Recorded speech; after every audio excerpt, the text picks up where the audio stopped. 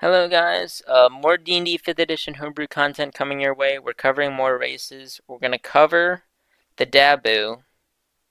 That's like Dabus with the S is like the um, plural version of them, but the S is still silent. But quick lesson for the planes. This is my homebrew planescape map because I added 6 extra planes, but the 6 extra planes are not important. You got the outer planes, you got the inner planes.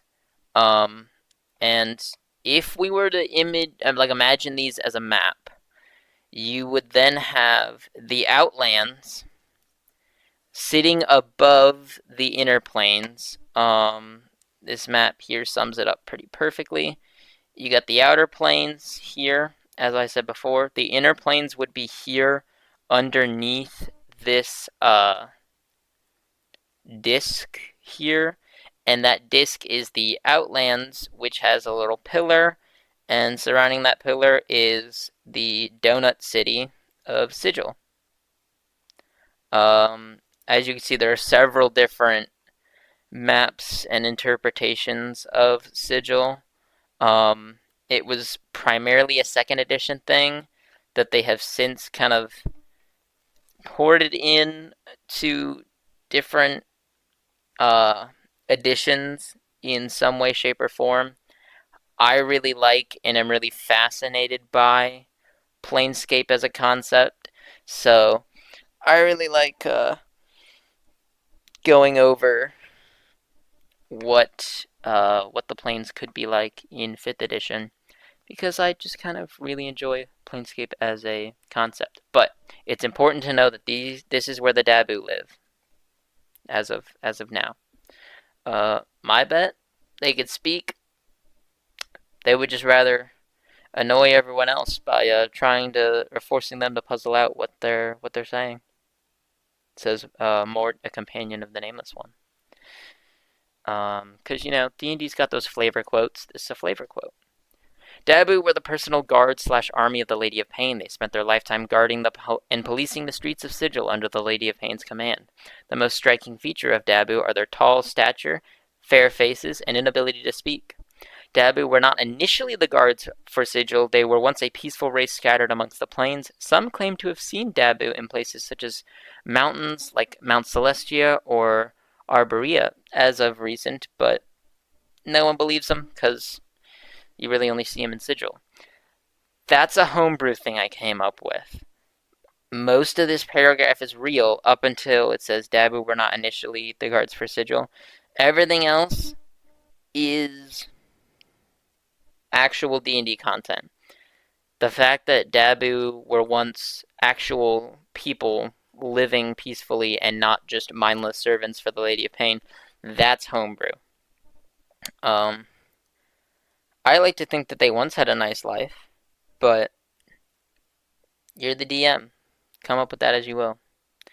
Dabu do not speak, they simply do not possess the organs to do so. Instead, they write glowing words slash symbols in the air using their minds. Due to their non-speaking nature, they also come with no name. Other than that, not much is known about Dabu.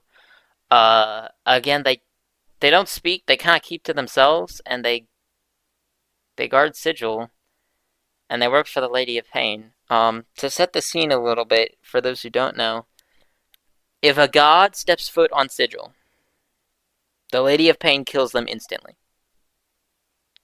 The Lady of Pain is like the mastermind keeping order to the planes because Sigil is the city of doors. That's how you travel to different planes, right? So obviously, if some villain just wanted a plane hop to escape the Mechanist police or whatever, they could totally do it. So keeping all of this chaos in order is done via the Lady of Pain, and then the Dabu are the ones that just keep Sigil in order so that the Lady of Pain can keep literally everything else in existence in order.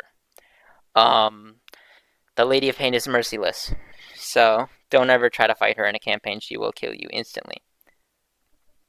But that is why not much is known about Dabu. They're kind of mysterious, they kind of keep to themselves, and they work for the Lady of Pain, and no one wants to go near the Lady of Pain out of fear of death. So no one wants to really go near the Dabu either.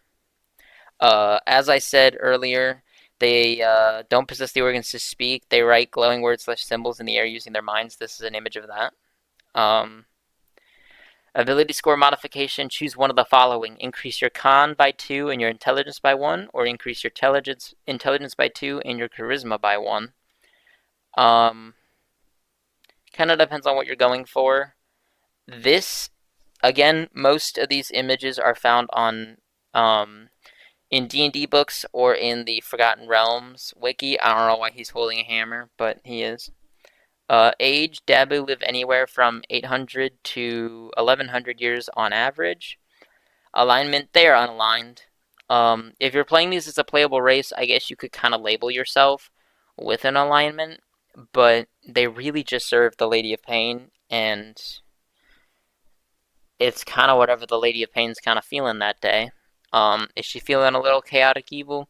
Is she feeling lawful neutral?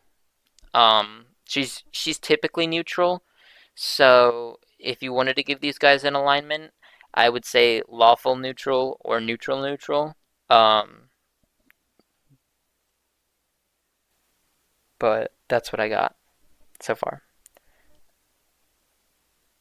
Size 6 to 7 feet, just taller than a human. Speed of 20 feet walking, 40-foot hover. The hover allows you to ignore difficult terrain. You gain proficiencies in 2 skills of your choice. You are immune to fear and charmed conditions. They can write with their minds any language which has a written form. So you just kind of automatically know all written languages as a Dabu. You just can't speak. But other than that, that's all I got.